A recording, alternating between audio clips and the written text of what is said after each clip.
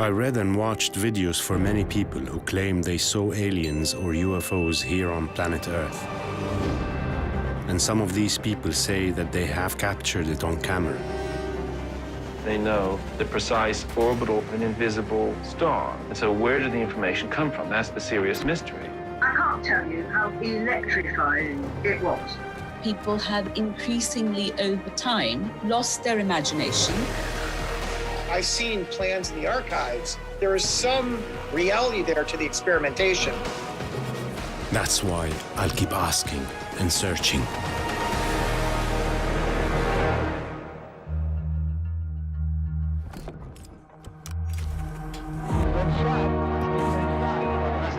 Crashed into one of the towers.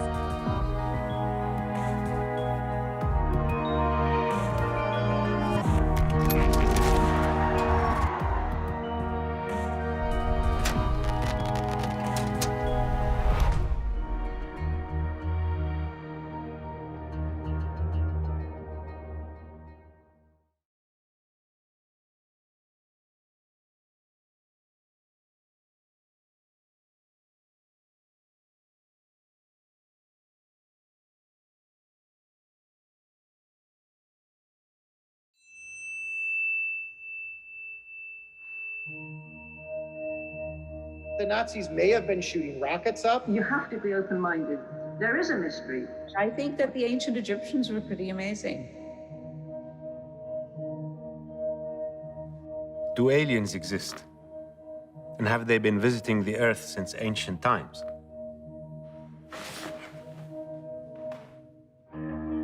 I was born in Egypt, at the crossroads between two cultures, the Arab-Muslim culture and the ancient Egyptian history. Since I was young, I am fascinated by the ancient Egyptian monuments and their magnificent size. How did they manage to build such gigantic structures? Growing up, I learned that there are many theories which try to answer this question. But the theory which attracted me when I was younger is that it was constructed by the help of aliens from outer space. Then all the questions started. My family are all engineers and doctors.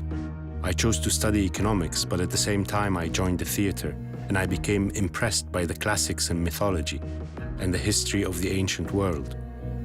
On one side I value science, and on the other side I have a passion for culture and stories.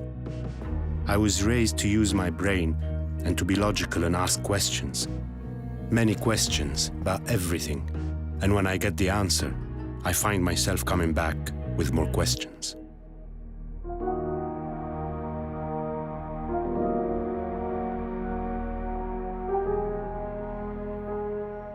Like a mathematical exercise or an experiment in physics, it is the same for mysteries. They're all questions, and one has to look for answers. What is the relation between aliens and ancient cultures? In my search for an answer to this question, I found a book called Chariots of the Gods, written in the 60s by Eric van Daniken, who deciphers in it the drawings and legends of ancient cultures. His explanation claims that the gods in some of the ancient drawings are essentially aliens, who used to and still do come to visit the Earth, and that those aliens are the ones who taught humanity how to build civilization and to build gigantic structures such as the pyramid. I found this explanation in another book called The Serious Mystery by the American writer Robert Temple, which talks about the Dogon tribe in Mali, and especially about their advanced and precise astrophysical knowledge about a star that is invisible to the naked eye. From a tribe in Africa, in Mali, the Dogon, it cannot be chance that they know the precise orbital period of an invisible star.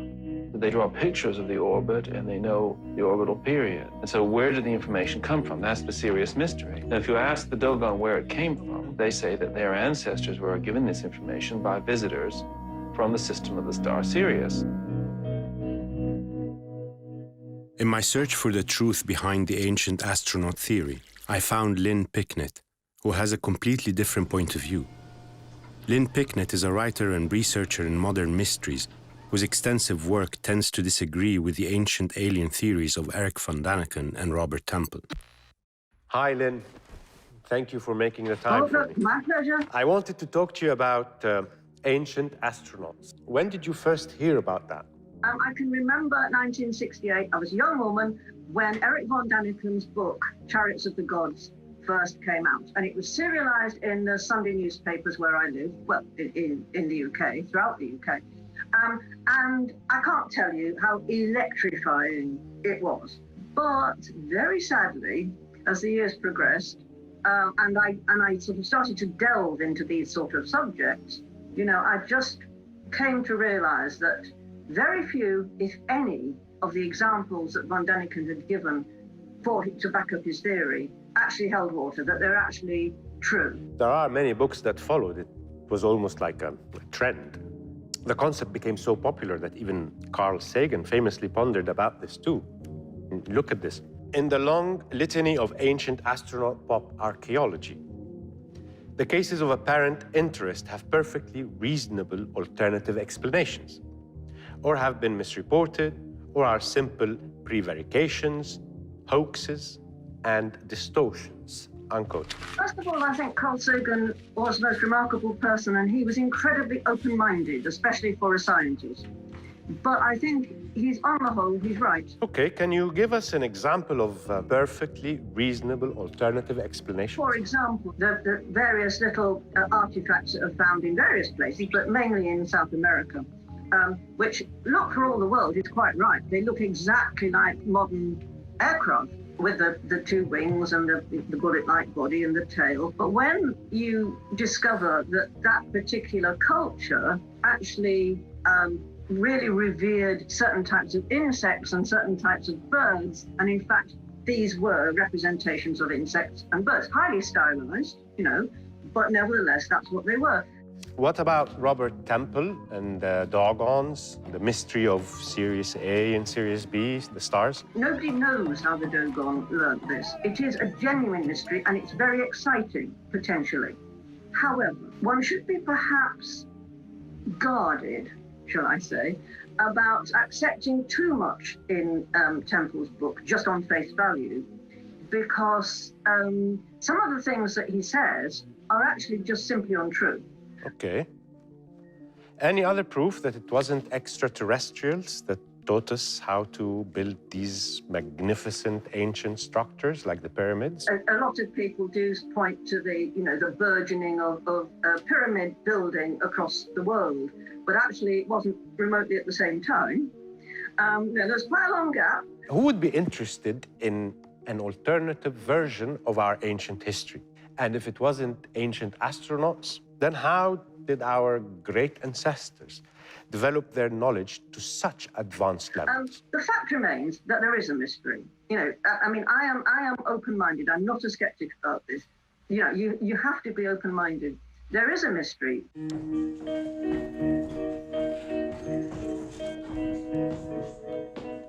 During World War II, several Allied pilots reported seeing flying objects of impossible speeds.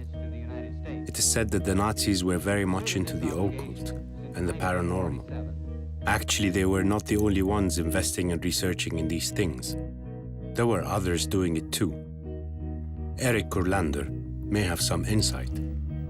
He has a PhD from Harvard University and is a professor in history specializing in Nazi history and Nazis' most obscure interests and developments. Hi, Eric. Thank you for talking to me. I wanted to discuss with you the Nazis and their possible connection to the UFO phenomena.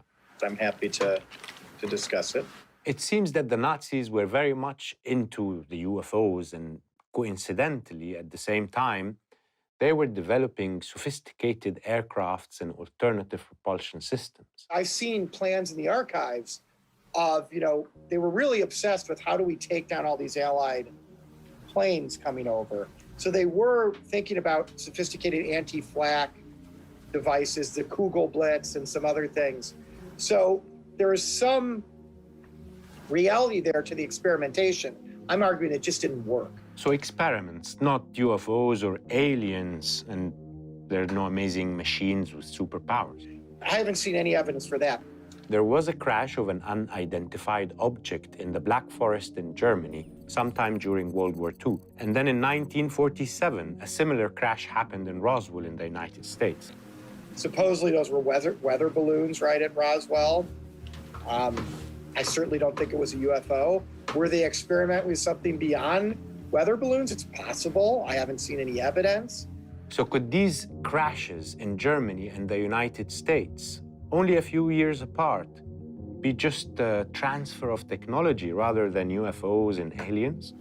We know that some of the German scientists and some of the American scientists who worked with them were interested in these kinds of alternative propulsion. I mean, the whole rocket program was based on the idea that Nazis had come up with jet propulsion and other technologies that we hadn't yet mastered. I can see how the public, if they see such objects, could easily believe they are UFOs. Are these arguments accurate scientific deductions, or are they just the work of fertile imagination? Maybe there's another explanation. I'm not saying anyone is wrong. I just must be careful. Evidence that something took place is not a proof of how it happened. Then you need to dig deeper. The question keeps buzzing in my head. And sometimes the answer is in the question itself, its motivations and reasons. Why does it have to be that aliens are the ones who helped the ancient civilizations? Why are we asking this question? I have to talk to Salima Ikram, Doctor of Egyptology at the American University in Cairo. Hi, Salima. Considering your expertise on ancient cultures, I wanted to ask you, why is there an alternative version of our past, our great civilizations? People can't get their head around the fact that human beings, without all the technology we have today, or even, say 80 years ago, could actually make something. Because it seems to me that people have increasingly over time lost their imagination and lost their faith in human beings. And also, though, it is true because, part of it, not everyone, but part of it is, those brown people or black people couldn't have possibly done this, could they? I mean, look at them now. So it's not exactly ignorance, but rather racism? Partially racism and partially ignorance, and also a desire for the fantastic. Mm-hmm. There's definitely a racist element, mm-hmm. but there's also a lack of faith in all of humankind. How so?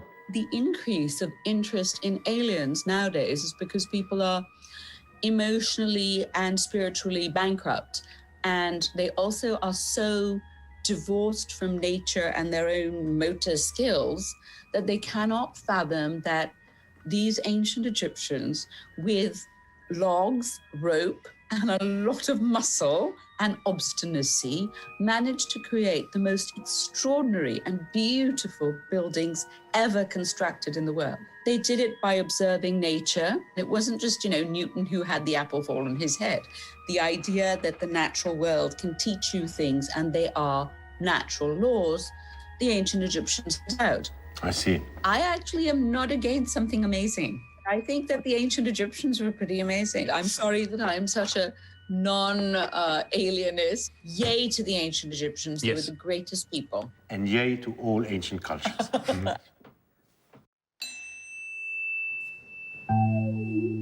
Many civilizations built amazing structures and accumulated incredible knowledge.